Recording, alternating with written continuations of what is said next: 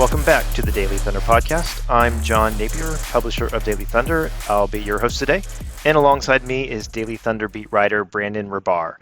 Brandon, did you think you'd live to see the day that the Thunder recorded 15 straight wins? 15 straight wins is wild. Like, we're talking KD, Russ, and that era, that first era of dominant Thunder basketball, their best was 12, and now this team has 3 more than that, and counting if they are able to knock off the Cavs tonight. No, I did not see 15 straight wins coming. Well, and that ties the 26th longest in NBA history. The longest streak in history is 33, set by the Lakers in the 71-72 season. Was it premature for me to look that up? I mean, once you get to 15, I think all bets are off. I was curious what the longest streak was, so I looked it up as well. And you're like, okay, 15, they got to be close, right? Like, they broke the Thunder all-time record. They broke the Supersonics franchise all-time record. So you do get curious, like, where does this rank in history? And then you find out it's 33, and you're like, okay, well, come on. Yeah.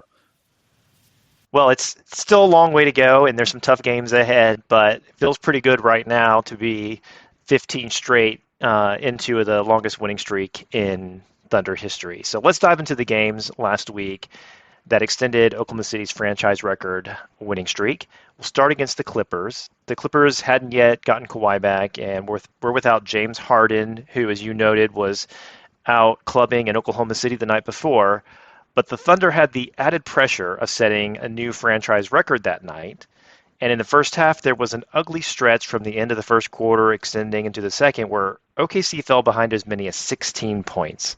And I mean, this team against an inferior Clippers team, honestly, I wasn't that worried about it. I knew Oklahoma City had a run in them, and they did claw back to within 4 by halftime thanks to a clutch J-Dub shot right at the end of the half. What were your feelings as OKC fell behind by 16? You know, it's funny. I don't know if this team has just, kind of conditioned me to believe that they're going to come back despite the odds, despite what the score may be. But even when they got down 16, the Clippers just didn't have Harden. They didn't have Kawhi. And this was at home. It got a little sketchy, obviously, being down 16. But this team puts this weird kind of faith in you that even when they're down 16, that they'll find a way to win it still. So even down 16, I believe they'd come back. And then, of course, by the time that they got it to within 4 at halftime, that flurry that they had to end the half, I was like, oh, they're winning this. Like, even down 4 at halftime, I was like, this is a W for sure. Well, that third quarter was a thing of beauty. We've seen it multiple times now where the Thunder lock in and just work an opponent. And as many times as I've seen it, it does not get old. But after a first half that saw the Thunder shoot just 41% from the field, and they had just 2 steals at the half, in the third, OKC was 16 of 25 from the field, spurred by a defensive masterpiece that forced 6 steals in the second half or in that quarter, and they outscored the Clippers by 22. So it was a 42-20 quarter, kind of like that huge Grizzlies third quarter.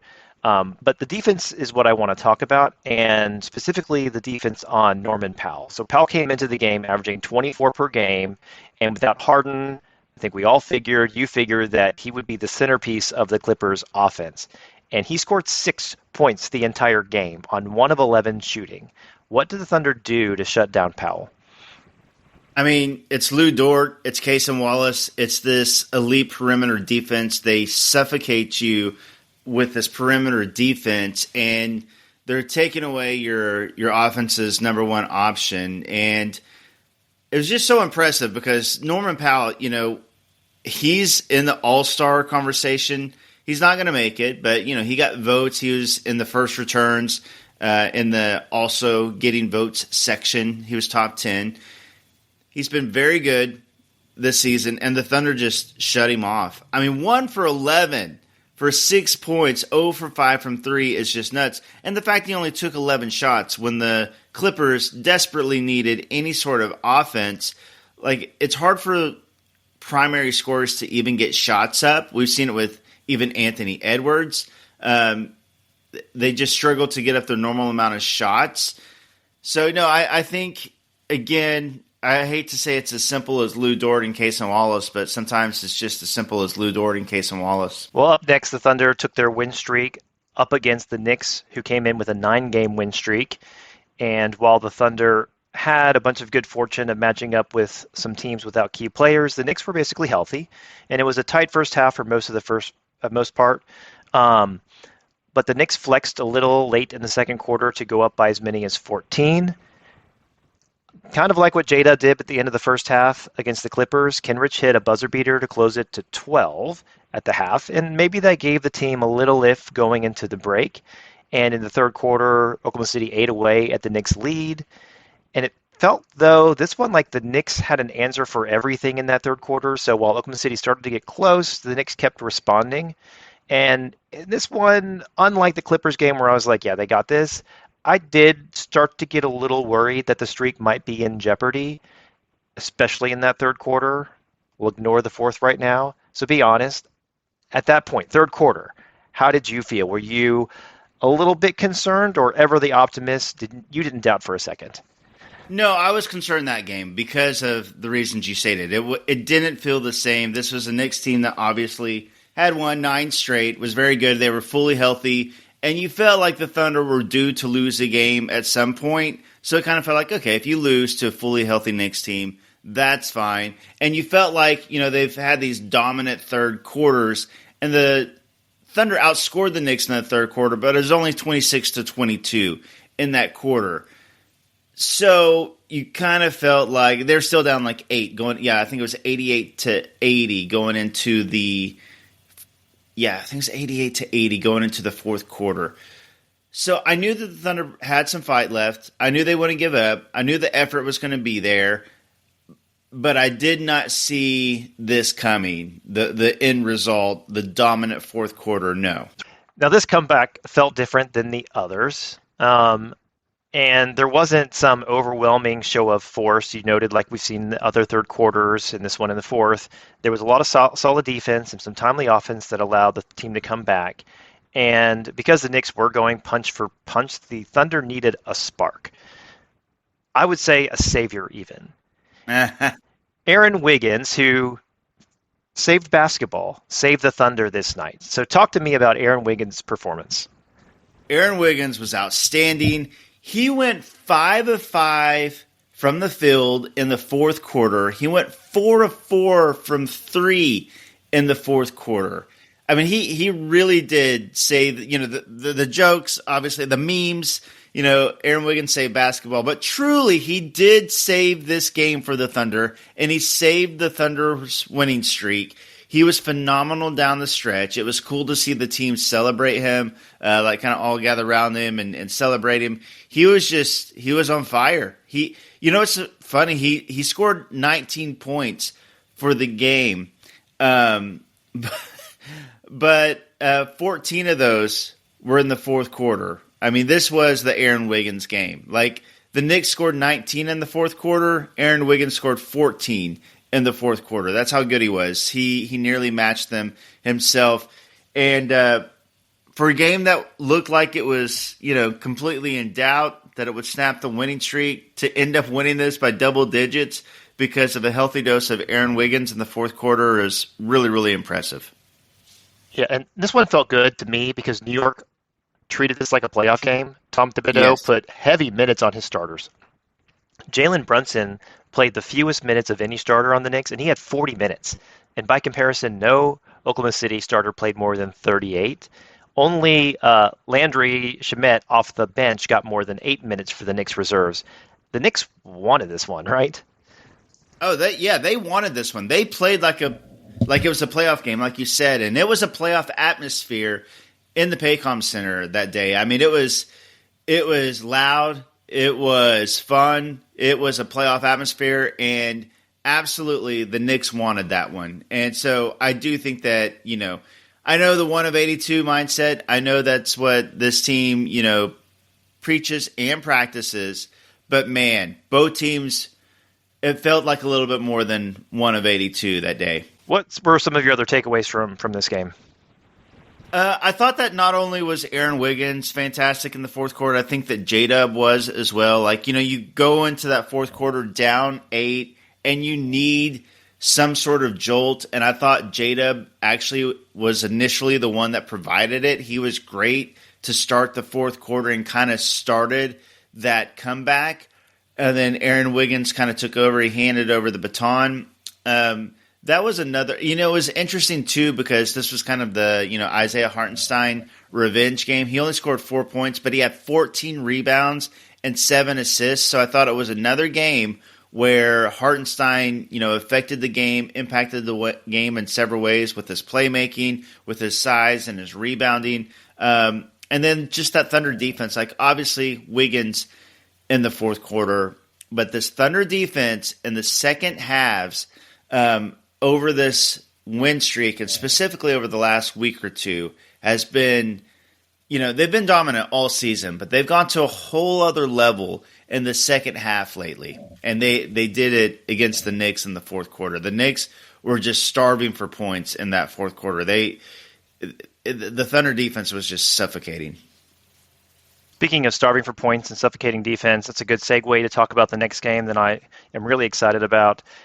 The Thunder are hosting the defending champs on Sunday afternoon, and they were defending a 14-game win streak. The Celtics are the kind of team that can turn up the defense at will, and they can also bury teams under a barrage of three-pointers. They lead the league in three-pointers made this season, and they take more than any team by a wide margin, averaging 50 per game, while converting 37%. So it's a tough assignment for the Thunder, especially with as much at stake with that win streak. And Boston, like the Knicks, was healthy coming in. But, Thunder fell behind by double digits again. Seems to be a recurring theme. They trailed by as many as 13 in the second quarter.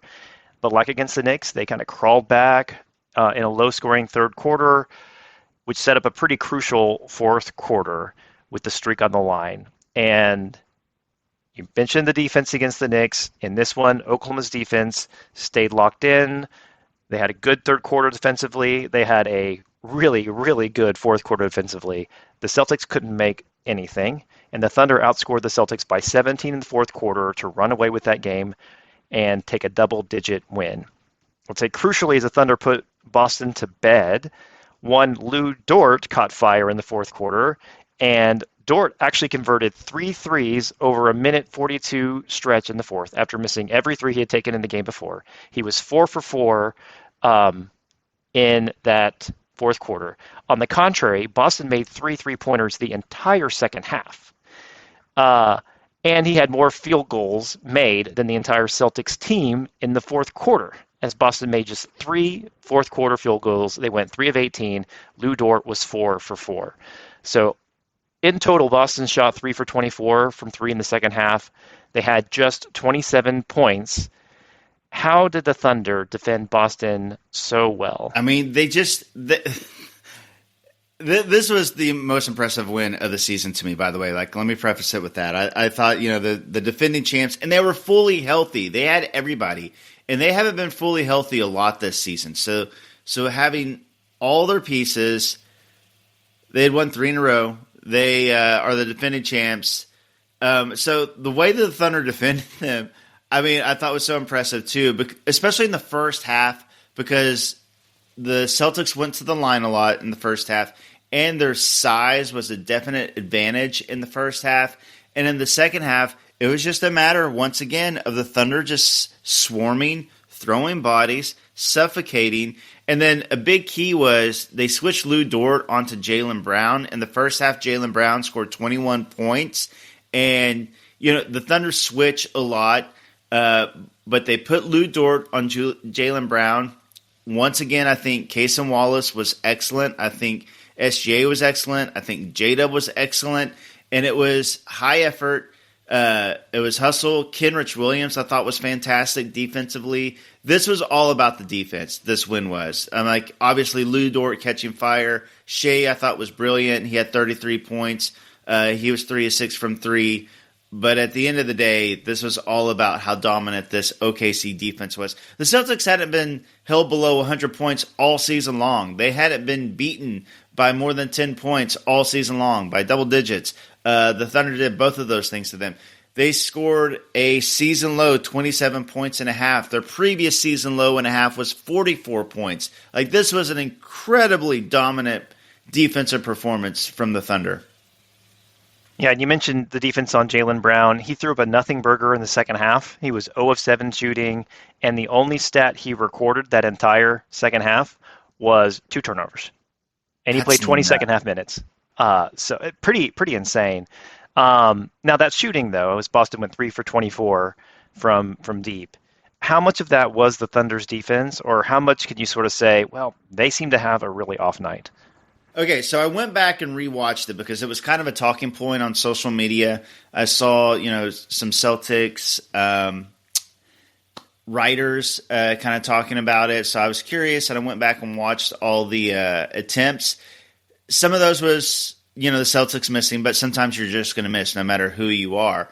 I think more than anything, though, they were tough shots. The Thunder made them uncomfortable. Like, their physicality, I think they were taking some shots. A lot of those, did have a hand in the face. They were crowded with bodies, even on three-point attempts. A lot of those were like 3 or 4 feet behind the three-point line. Porzingis and Jason Tatum took several threes that were well beyond the three-point line. And the Thunder closeouts, I thought, were great. Even if it looked like the Celtics were getting an open three-point shot, the closeouts were really strong by the Thunder. And I think over the course of 48 minutes, when a team is being this physical with you, I think that affects you mentally when you're shooting and those bodies are around you and you feel that pressure and you feel the closeouts. So I do think that, a little bit of A, a lot of B. So I'd say a little bit, they just missed open shots, and then a lot of it is the Thunder's pressure. Yeah, I'm glad you brought up the closeouts. That was really impressive to me. I think you see it a lot of times, especially in a regular season game, where someone gets left open from the corner and you don't see the defense really make an effort to close out, and they'll just get in position for a rebound because why extend that effort? But there was hustle by the Thunder on every single one of those shots and rotations. They really did want to make life difficult for the Celtics. And something else that impressed me with this win is the Thunder thrive on winning the turnover battle. They didn't win the turnover battle in this one. It was 16-16 in turnovers, and that they still recorded a double-digit win over arguably the second, third, first best team in the league. Yeah. And, this was a team, everybody coming into the season was picking Celtics versus Thunder in the finals. I think that, even with the Cavs' dominance, it's still probably the most popular pick right now is Celtics versus Thunder in the finals. I think it's still the betting odds, have it Celtics versus Thunder. So if you want to call this a finals preview, of course, it's way too early, to be saying those things. But I think that, these are easily, no matter which way you cut it, 2 of the top 3 teams in the NBA. The Thunder, you could have excused them for getting down 13 points and having won 14 games in a row already. Okay, pack it in. This just isn't your day. It's not going to happen. But the continued fight, the continued effort to beat a fully healthy Celtics team without Chet Holmgren or Alex Caruso, incredibly impressive win from the Thunder. This one is really, really impressive, John. Yeah. Also, no A.J. Mitchell. And no A.J. Mitchell, which sounds like a throwaway line. It sounds like, it's kind of a joke to say that because he's the second-round two-way contract rookie. But truly, I think that the Thunder do miss his playmaking, his shot creation, his ball handling with that second unit. He's been actually really good this season. Well, another notable part of this game, I think SGA got a signature MVP moment. He had that really impressive chase down block of Jason Tatum, and then he took it the other way. He diced up the Celtics defense, and he set up a pretty amazing or electric alley-oop dunk for Hartenstein. I think the crowd really, went nuts after that one. The roof was brought down in the Paycom Center, and you started to see Shea start to vault up those lists of NBA contenders, really to move to the top. Yeah, he's the betting favorite right now. He should be the betting favorite right now. The Thunder have a 10-game lead over the Nuggets, John. I understand Jokic is putting up silly stats, But so is Shea. When you factor in, not only his scoring, but the assists, the rebounds, but also the steals and the blocks, the stocks, and then the fact that he's a two-way player, and Jokic's defense hasn't been great this season. The 10-game lead over the Nuggets, a 15-game win streak. SJ, to me, clearly is number one in the MVP race right now, and then Jokic, and then Giannis, and then Tatum. Yeah, you'll get no argument from me on that one. So let's talk about maybe some concerns about the fact that the Thunder do have a habit of coming back or having to come back from double digits. This was the 9th time, though, that the team has come back from 10 or more down to win. They're 9-4 on the season after trailing by double digits. And pretty impressively, in 3 of those 4 losses, they did rally, and the team only lost by some single digits. So it's the best mark in NBA history with play-by-play data to support that. Is this how the Thunder succeed? Is this their recipe for success? Or could this be a recurring theme of falling behind, equaling some kind of disaster waiting to happen? I don't think that if you asked, Mark Daigneault and the Thunder players, they all say they want to get off to better starts. And they actually specifically said after the Celtics game, going on the road, this road trip, we can't get behind, because at home with the OKC crowd giving us energy, we've been able to do this, but you can't do that on the road. So I think they're very aware of it. That is definitely not, kind of the strategy. They don't want to get down double-digit points. It is impressive they've been able to do it, and I think it's, a good sign that no matter the score, no matter, if they get down 15 points against the defending champs, I know it was 13, but they seem to average 15-point deficits over this win streak, that they can fight back and do it. But certainly not a long-term sustainable recipe for success. And I think that they will definitely focus on, better starts, especially on this road trip, because they specifically brought it up. Well, in other news, Brandon Carlson was waived. Does this mean anything? And what do you think happens next with that open roster spot? Yeah, I saw a lot of speculation that this means that A.J. Mitchell is about to get the standard NBA contract. I can say for sure A.J. Mitchell is going to get a standard NBA contract. I still think the Thunder wait until the 51st game. He gets 50 games in the NBA before the Thunder have to sign him to a standard deal. So I think that'll happen. I also saw speculation that this means that Chet Holmgren is nearing a return. All this meant was that he was going to be guaranteed had the Thunder not waived him. He would have become fully guaranteed, and the Thunder don't want to do that for a variety of reasons, because they want that last roster spot for A.J. Mitchell, but also because, financial flexibility, roster flexibility. The trade deadline is coming up January 15th. Joe and Wiggins are both eligible to be traded. I'm not saying it's going to happen, but if there were to say, for instance, hypothetically, a Cam Johnson trade on the horizon, if something comes up that the Thunder just can't refuse and they decide to make a move, just having that flexibility of having that open roster spot and not fully guaranteeing that money to Carlson, it just made sense. So A.J. Mitchell will get a contract. It's still not going to happen, right now. Chet Holmgren, is coming back this season, but it also doesn't mean that he's coming back any sooner. It was just a deal where the deadline was coming, where they had to waive him or he'd be fully guaranteed. Yep, I think that makes a lot of sense, but the conspiracy theories seem a lot more fun. Yeah. Sorry to be a Debbie Downer. Well, let's talk about tonight's game. Hopefully, many of our listeners are tuning into the podcast on their way or on the way to watch the game, either at a bar with friends, wherever they're going to go. But anyway, this is the game of the NBA season, and for the first time in NBA history, teams of having winning streaks of 15 and 10 games are going to play together. The league's most dangerous offense against the league's strongest defense. Break this one down for us, Brandon. Cavs, Thunder. Yeah, also for the first time in NBA history, the NBA official Twitter account is hyping up two small market teams on a regular season matchup.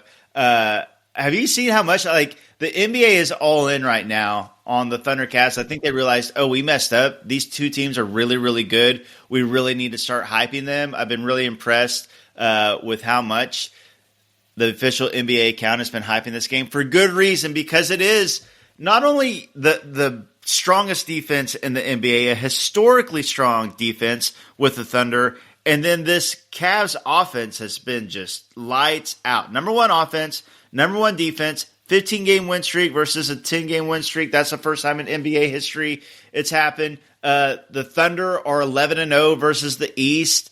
The Cavs are 10-0 versus the West. Like, this is nuts. This is a matchup you just don't see. These two dominant teams. If you added the total losses from the Cavs and the Thunder, that would still be total less losses than the third best team, the Celtics. I mean, this is just an outstanding matchup. I'm excited to see it. No matter what happens, I expect a highly competitive, fun game. I think that Cavs crowd is going to be nuts tonight. I actually know some people in Cleveland. They sent me like a screenshot of the tickets and how high they're going for. Like, by far the highest selling Cavs tickets of the season, they said. So I expect a playoff-like atmosphere. It's on national TV. This is a fun matchup. Well, the odds makers have Cleveland as the favorite, probably in large part because they are playing at home, but they're 2.5-point favorites. If you were a betting man, are you taking Oklahoma City and the points, or Cleveland minus 2.5? The points are so minimal, like they almost don't mean anything. Like, as far as, to me, the betting goes, because I do think, especially being in Cleveland and the Thunder not having Cheddar Caruso. Look, I think if the Thunder were fully healthy, I would, I think that the Thunder are the better team than the Cavs, and the Cavs have been outstanding. But as great as the Cavs have been, and they have been great, I still a little bit more impressed with what the Thunder are doing without Chet and Caruso and Hartenstein for a big part of the season. I haven't answered your question because it's a hard question. It's funny because I would normally default to like, hey, the Thunder have won 15 straight games, so they're kind of due. This is on the road against a great team. But the Cavs have also won 10 in a row, undefeated against the West. So they're kind of due for a loss in the situation as well. I think it's a toss-up. I guess I'll go Thunder because how do you doubt them at this point? I guess I'll go Thunder in the points. Yeah, I like that. And I think maybe from the more like bracing yourself for potential loss, if the Thunder don't win this one, I'm not sure there would be any reason for alarm. And I think you might see, Thunder fans on Twitter or Reddit or something, start saying, well, here's the hole in our roster, and here's why we need to make the Cam Johnson trade, or we've got these problems because of this loss. And that might be an overreaction because you noted no Caruso, no Holmgren, no Mitchell, on the road, trying to carry a 15-game win streak. So to me, it's like a no downside game. Like, I expect the Thunder to come out and play really hard. And I expect it to be a competitive, close game. If they win it, this would be an amazing win to stretch that win streak to 16. And if they don't win, we have a 15-game win streak where they knocked off the Celtics, the Knicks, the Clippers, the Grizzlies. So to me, it's all roses. Completely agreed. Because the Thunder have already proven it. They've proven, like you said, beating the Knicks and the Celtics, both fully healthy, back-to-back. Like, there's not much more the Thunder need to prove. They beat the Nuggets already this season when they were, fully healthy. The fact that the Thunder have beaten, the top teams, the NBA put out their power rankings this week, and the Thunder are number one, the Cavs are number two. And then you got the Celtics, Knicks, and Rockets. Well, in this 15-game win streak, the Thunder have beaten the Celtics, Knicks, and Rockets. Like, they've beaten three of the top teams here in the last, couple of weeks. So the fact that the Thunder have already proven it against the top teams in the NBA, and they're doing this without Chet and Caruso, completely with you, no matter what happens tonight, even if they were to lose by double digits, there's no need for panic. The Thunder are getting Chet and Caruso back. They've won 15 games in a row. This is a championship-level team. This is a title-contending team no matter what happens tonight. Well, then next, Oklahoma City travels to New York to play the Knicks in a rematch of this last week's game. Since the team just saw New York, do you have anything notable about this one, or could you see it playing out maybe similar to the last one? Hopefully without the double-digit deficit, though. Yeah, the fact that it's on the road in Madison Square Garden, obviously things shift when you're playing these elite teams on the road as opposed to home. Loud City has truly been a home court advantage this season for the Thunder, but the Thunder have also been great on the road. Like, they have an incredible road record this season. So I believe they are 13-3 on the road, and so they translate home, road. It doesn't matter. This Thunder team is really good. I expect good competitive games. I wouldn't be surprised to see them win both these games, Cavs and Knicks. I wouldn't be surprised to see them lose both games. I wouldn't be surprised to see them split both games. No matter the result, I won't be surprised because these are great teams. The Thunder are a great team. It's on the road. I ultimately probably expect them to split. Like, at some point, you're playing all the top teams and you won 15 in a row. You got to drop one eventually, I think. I mean, maybe they win 77 games. So after New York, the Thunder get a little bit of a reprieve, and they play the Wizards on Sunday, and then they turn around and play a 76ers team that is just trying to get and stay healthy. Thoughts on these two games? Thoughts on the Wizards game is that's a win. There's no more thoughts on that. The Thunder are going to beat the Wizards, although, watch them get 16 in a row over all these dominant teams and then drop one to the Wizards.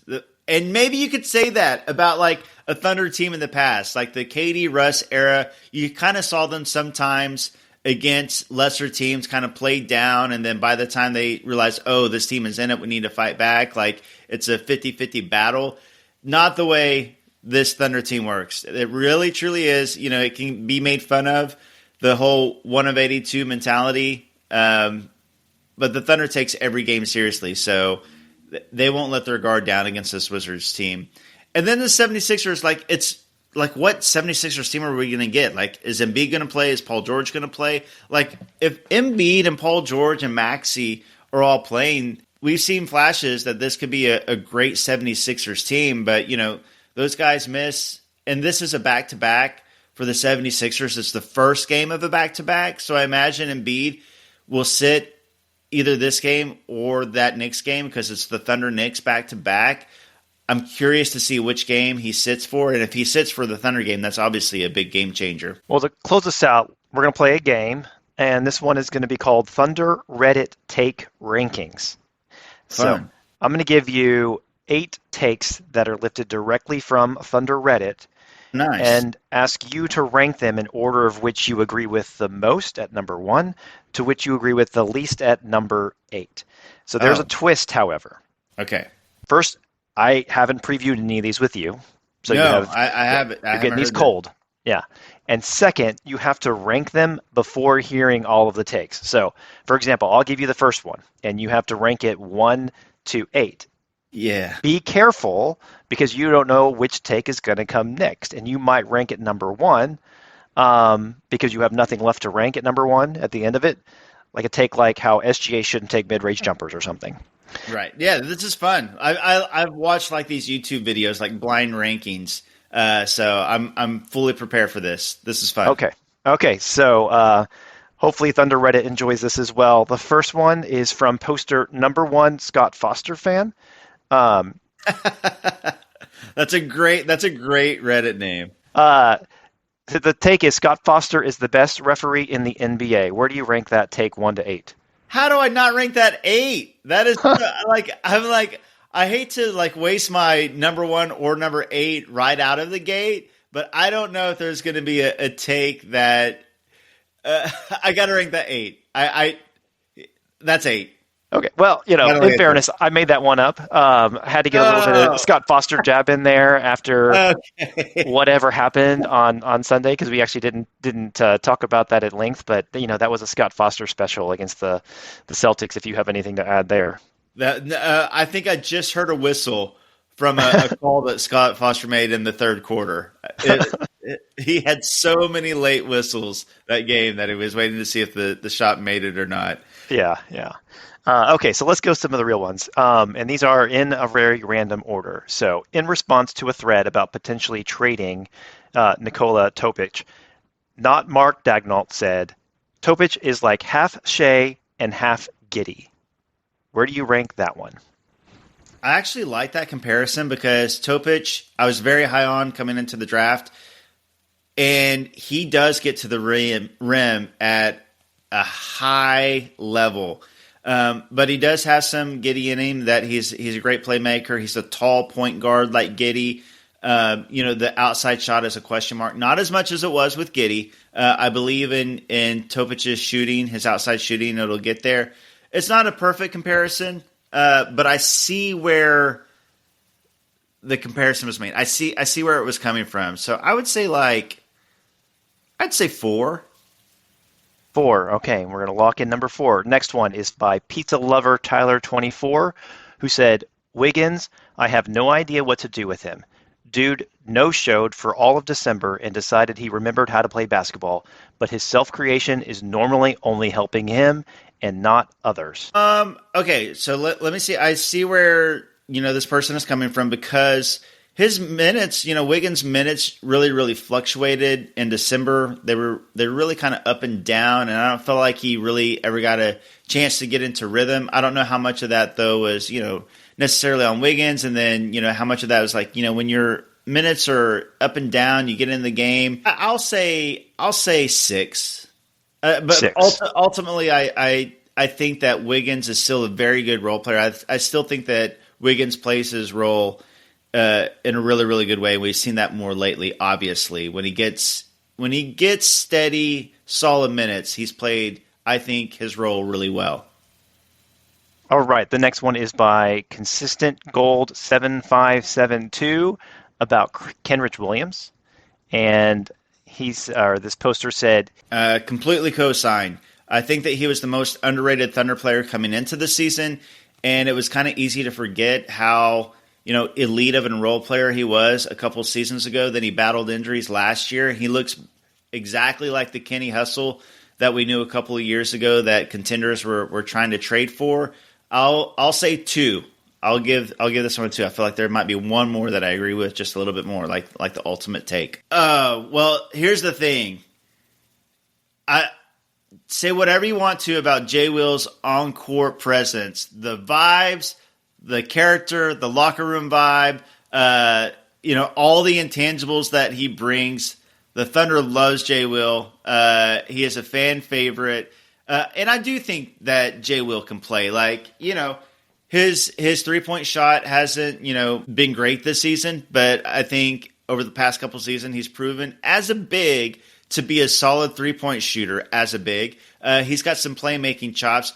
Obviously his rim protection, isn't his strong suit, but he does take charges. He's become a decent rebounder. I think for the role that he has, which when Chet and Hartenstein are both healthy, will be like the 3rd big or the 4th big if Kenrich is a big as well. I think he is a very solid player in that role. So I will say 8. well, this one's 7 because the 8 was made up with Scott Foster. So that's right. Okay, I didn't. Yeah. Okay, yeah, so 7. Yeah. Okay. Well, I agree with that ranking, and honestly, Von Dog, I'm sorry, your take just sucks, man. So Big J Man 555 on the Cam Johnson rumors said, not trying to sound like someone's dad here, but if it ain't broke, don't try and fix it. We've won 15 straight, number 1 in the West, 7.5 games over number 2. Is Cam Johnson expecting to start? That's fine until Chet comes back. Then you have chemistry issue when you have to tell iHeart or him to come off the bench.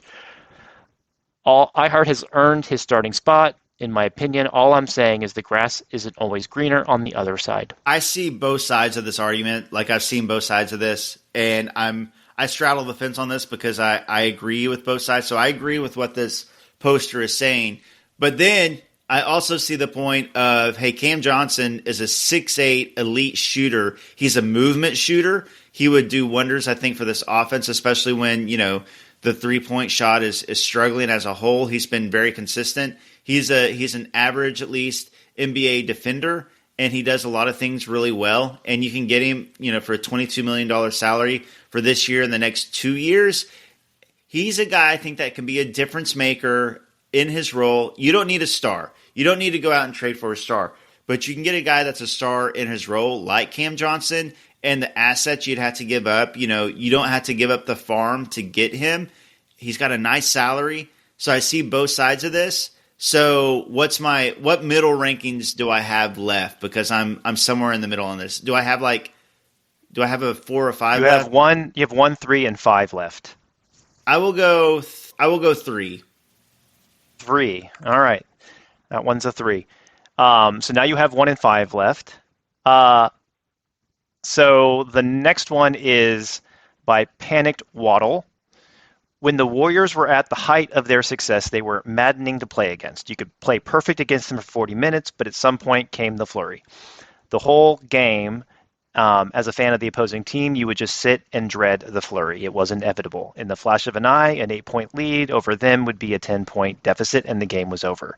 The Thunder are doing the exact same thing, except for instead of flooding their opponents with scoring, they simply turn your water off. That is a great comment. I am so glad I left my number 1 out there. I was really worried that I was going to use my number 5 on whatever you said right here. Then my number 1 would be some take I completely disagreed with. Like Isaiah Joe can't shoot anymore. Or J-Dub is, can't be a number 2 scoring option. So I'm glad this comment was here. I'm using my number 1 pick on it. This is a great comment. Completely agree. It's like, the Warriors had the death lineup, but it was the Thunder don't really necessarily have a lineup that does it. The difference is it's the whole team. You can kind of sub in and out different guys, and they're still doing this to teams. And I completely agree. It's the defense that's shutting teams down. Love this comment. That's my number 1. Well, and you did a pretty good job of saving the number 5. I was just trying to test you to see what you would leave for last, and here is the final comment by B-Ball Hunter. This team is just deeply flawed offensively, and Shea's usual brilliance covers a lot of it. We absolutely need changes. Yeah, I'm glad with my 5 on this because, I don't necessarily agree with that comment, obviously, but I see where the comment is coming from because the offense has struggled at times. Shea has had to carry the team offensively, several times this season. I think, though, that, you're missing Chet Holmgren, which is a huge piece of this puzzle, and he's a dynamic that changes the entire offense. I think that, some of his three-point shooting variants, I still think, even though we're nearly halfway through the season, that the three-point shooting is going to go up because some of those guys, I know they're going to shoot better. Caruso is one of those guys when he comes back. I think Casey Wallace will shoot better. I think J-Dub will shoot better. Isaiah Joe certainly will shoot better. So I see where the comment is coming from, but I do think that the offense is going to get better, so I don't agree with it. I think 5 is a good spot for that. Yeah, I'm pretty impressed with your blind rankings here of these takes from Thunder Reddit. To recap, at number 8, you had that Scott Foster is the best referee in the NBA. At number 7, you had Von Dogg's take that Jay Will just sucks. At number 6 was Pizza Lover's take that about Wiggins and how his self-creation is only about helping himself. At number 5 was B-Ball Hunter's the team is just deeply flawed. At 4 was the Topic comparison of half Shea, half Giddy. At number 3 was the if it ain't broke, don't fix it take on the Cam Johnson trade rumors. At number 2, the take that Kenrich Williams is super underappreciated and every team would be happy to have him on their roster. And at number 1, Panicked Waddle wins this take. Your take you agree with the most is that the Thunder are like the Warriors, but the opposite, where instead of flooding their opponents with scoring, they simply turn your water off. Actually, love the imagery there, so great job, Panicked Waddle. Yeah, I don't know if I would change any of those rankings. Honestly, man, we need to do these blind rankings more. That was fun. Yeah, or you should go out on top. I don't know which one you want to do. That's true. That's a good call. Well, thanks for playing, Brandon. That's all the time we have for today. Thanks for tuning in to the Daily Thunder podcast. I'm John Napier, host of the podcast, and he's Brandon Rahbar, Daily Thunder beat writer. If you enjoyed the show, make sure to subscribe to the Daily Thunder podcast on your favorite podcast app so you don't miss any future episodes. And if you like what you're hearing, do us a favor and leave us a rating and review wherever you get your podcasts. And we'll be back in your feed soon.